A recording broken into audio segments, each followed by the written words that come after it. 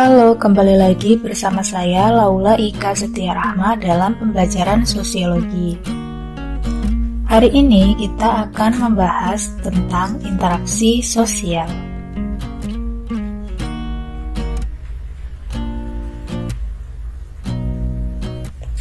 Hakikat interaksi sosial. Interaksi sosial adalah hubungan timbal balik berupa aksi saling mempengaruhi antar individu dan kelompok, dan antar kelompok. Dalam hubungan tersebut, individu atau kelompok bekerja sama atau berkonflik, melakukan interaksi baik formal maupun informal, baik langsung maupun tidak langsung. Dalam interaksi sosial, salah satu pihak memberikan stimulus atau aksi dan pihak lain memberikan respon atau reaksi. Syarat terjadinya interaksi sosial. Menurut Sujono Sukanto, interaksi sosial tidak mungkin terjadi tanpa kontak sosial dan komunikasi.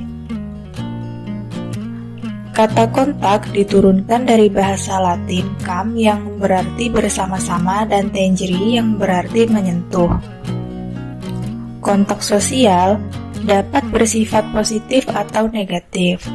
Kontak sosial positif mengarah pada kerjasama, sedangkan kontak sosial negatif mengarah pada pertentangan atau konflik. Kontak sosial dapat bersifat primer atau sekunder. Kontak sosial primer terjadi ketika para peserta interaksi bertatap muka secara langsung.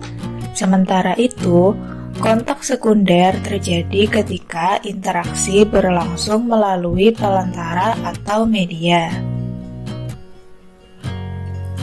Sedangkan komunikasi adalah pengiriman dan penerimaan pesan atau berita antara dua orang atau lebih sehingga pesan yang dimaksud dapat dipahami. 5 unsur pokok dalam komunikasi. Yang pertama, komunikator, yaitu pihak yang menyampaikan pesan. Yang kedua, komunikan, yaitu pihak yang menerima pesan. Yang ketiga, pesan, yaitu sesuatu yang disampaikan oleh komunikator. Yang keempat, media, yaitu alat untuk menyampaikan pesan. Dan yang kelima, efek, yaitu perubahan yang diharapkan. Jenis-jenis interaksi sosial. Yang pertama ada interaksi antara individu dengan individu. Dalam interaksi ini, seseorang individu akan membuat aksi kepada orang lain dengan tujuan orang lain memberikan reaksi atas aksi yang dilakukannya. Reaksi yang muncul dapat bersifat positif dan juga negatif. Reaksi dikatakan positif jika reaksi yang terjadi mengarah kepada kerjasama, dan dikatakan negatif jika reaksi yang terjadi mengarah kepada pertentangan atau konflik. Contoh di sini adalah seorang ibu yang mengajarkan anaknya belajar. Lalu yang kedua ada interaksi antara individu dengan kelompok. Dalam interaksi ini, seseorang individu berinteraksi dengan kelompok. Contohnya, guru yang sedang mengajarkan kepada peserta didik cara berpidato, atau narasumber mengadakan tanya jawab dengan peserta kegiatan, serta bupati memimpin rapat kerja dengan bawahannya. Banyak sekali contoh-contoh interaksi antara individu dengan kelompok. Yang ketiga ada interaksi antara kelompok dengan kelompok. Dalam interaksi ini, yang muncul adalah kepentingan kelompok, sehingga kepentingan individu-individu tidak muncul. Contohnya, kelompok OSIS dengan pramuka saling membantu dalam menyukseskan kegiatan tanam 1000 bibit, atau satu tim sepak bola mengundang tim lain untuk memeriahkan Olimpiade sepak bola. Ciri-ciri interaksi sosial. Ada 4. Yang pertama, pelakunya lebih dari 1 orang. Yang kedua, ada komunikasi di antara pelaku melalui kontak sosial. Yang ketiga, mempunyai maksud dan tujuan yang jelas, terlepas dari sama atau tidaknya tujuan tersebut dengan yang diperkirakan pelaku.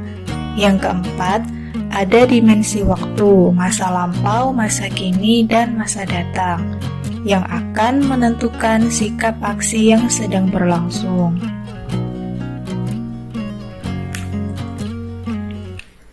Kemudian, faktor-faktor pendorong interaksi sosial. Apa saja sih hal-hal yang membuat interaksi sosial itu ada? Yang pertama ada imitasi. Imitasi adalah tindakan meniru orang lain. Imitasi dapat dilakukan dalam bermacam-macam bentuk, misalnya gaya bicara, tingkah laku, adat dan kebiasaan, pola pikir, serta apa saja yang dimiliki atau dilakukan oleh seseorang. Yang kedua ada sugesti. Sugesti berlangsung ketika seseorang memberi pandangan atau pernyataan sikap yang dianutnya dan diterima oleh orang lain. Sugesti biasanya muncul ketika si penerima sugesti tidak dapat berpikir rasional. Ia akan langsung menerima segala anjuran atau nasihat yang diberikan dan meyakini kebenarannya.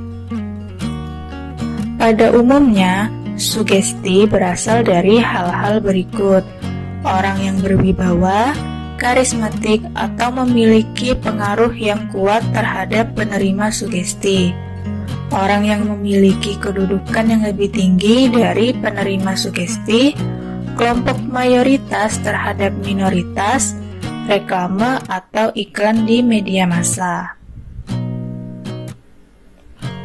Sugesti bukan hanya karena faktor si pemberi sugesti, tapi juga karena beberapa faktor di dalam diri si penerima sugesti.